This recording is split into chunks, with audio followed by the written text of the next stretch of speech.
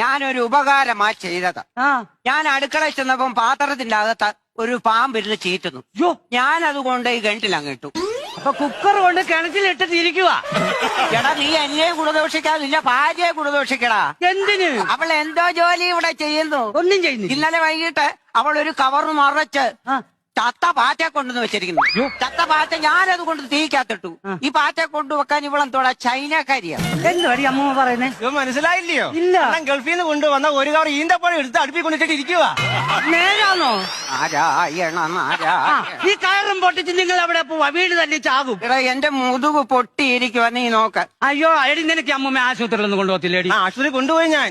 കൊണ്ടുപോയി മോനെ, ഇതൊന്ന് നോക്കതേണ്ട. അത് എക്സ്റേ അല്ലേ? ഇതിന്റെ അകത്ത് എവിടെങ്കിലും ഒരു കഷ്ണം ഇറച്ചി നിനക്കൊന്ന് കാണിക്കാമോ? മൊത്തം എല്ലല്ലോടാ.